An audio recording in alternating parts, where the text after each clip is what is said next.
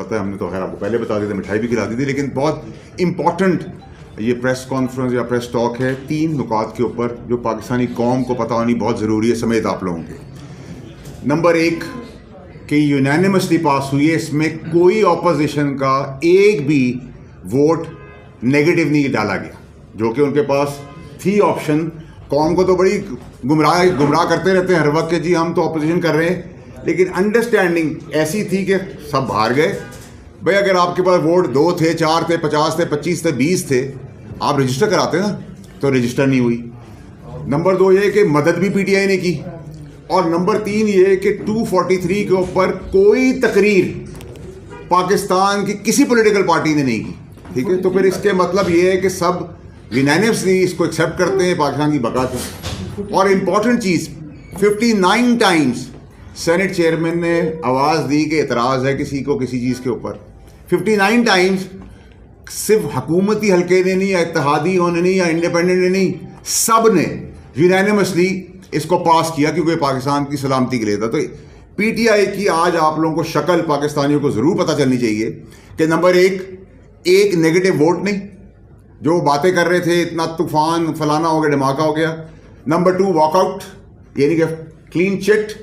Number 3 59 times chairman senate ने उनको बुलाया है कि किसी किस्म का कोई इतराज किसी ऑपोजिशन की पार्टी को है, 0।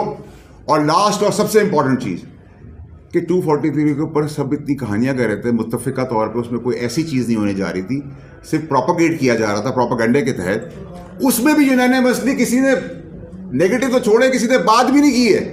तो आज पाकिस्तानी कौम को पता होना चाहिए कि पीटीआई ऑन बोर्ड है। ये ड्रामा और दिखावसला और ड्रामेबाजी करती आई है और करती है और आगे भी करेगी। इनकी कोई किसी चीज़ के ऊपर कोई स्टैंडिंग नहीं है। ये बताना आप लोगों को बहुत ज़रूरी इसलिए था कि ये जो गुमराह करते हैं सोशल मीडिया पर चलें, वो अननोन है, उनकी कोई औकात नहीं है, लेकिन जो नोन चेहरे हैं उनकी मैंने पाकिस्तानी कौम समेत आप लोगों के तवज्जुह से असलियत बता दी है कि ये पीटीआई का चेहरा है कि बातें बड़ी बड़ी, हर चीज़ में नेगेटिव बात, और जहां नेगेटिव बात तो क्या, अगर वोट प्रेजेंट करना था तो वहां भी वो नहीं अपना ऑपोजिशन का वोट डाला, क्लीन चिट दी। उसके बाद जहां मदद की ज़रूरत थी वहां सरकार को मदद भी पीटीआई ने फराहम की, तो वो भी आप लोगों के सामने। और तीसरी चीज़ कि जो प्रोपोगेट कर रहे थे थ्रू आउट 2-3-4 दिन से नेगेटिव बातें और मस्जिदों की झूठी कहानियां सुना रहे थे, उन सब के मुंह पे आज एक पीटीआई वालों को तमाचा है कि उनकी असलियत तो खुल के कौम के सामने आ गई है। तो आप उनके पास क्या शक्ल दिखाने के लिए वो काबिल हैं, किस चीज़ के बेसिस पे वो पॉलिटिक्स कर रहे हैं, क्या वो कौम को बताना चाहिए? टोटल फ्रॉड, टोटल एक्सपोज हो गई पीटीआई।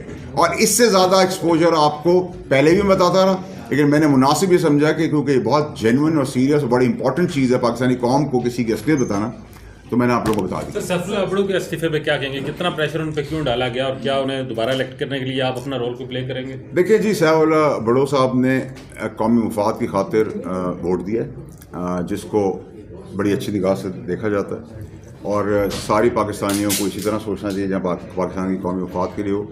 अगर कोई ऐसी पेशरफ हुई तो बिल्कुल हमें साथ देना चाहिए, क्योंकि अगर हम ऐसे लोगों की कदर नहीं करेंगे तो फिर किसकी करेंगे?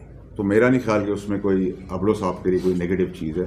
आई थिंक उन्होंने कौमी फरीज़ा अंजाम दिया है, क्योंकि स्ट्रेंथ करने के लिए, पाकिस्तान को मुत्तफ़िक और मजबूत करने के लिए जो भी रिक्वायरमेंट है वो हम करते हैं, आगे भी करेंगे, और इंशाल्लाह आगे भी आप देखेंगे करते हुए नजर आएंगे। लेकिन मैंने आप लोगों के तवज्जुह से एक्सपोज करके इनकी पीटीआई वालों की असलियत दिखाई है कि कितने बड़े ड्रामेबाज और फ्रॉड है। सर कहा जा रहा है, इस पर आप क्या कहेंगे? देखिए जी, हमारे पास तो एक्स्ट्रा वोट थे, इरफान सिद्दीकी साहब की तबीयत ख़राब है, अल्लाह उनको सेहत दे, और भी हमारे पास स्टैंड बाय पे वोट्स हैं, लेकिन इस की रूलिंग पास हो गई है। 59 टाइम्स अगर आपको पूछा गया किसी चीज़ के बाद क्लॉज बाय क्लॉज आवाज़ देगी तो सब यूनानिमस हुआ। इसका मतलब कि सभी ऑन बोर्ड हैं, तो फिर मुखालफत किस चीज़ की और प्रोपेगेंडा और ड्रामा किस चीज़ की? Thank you.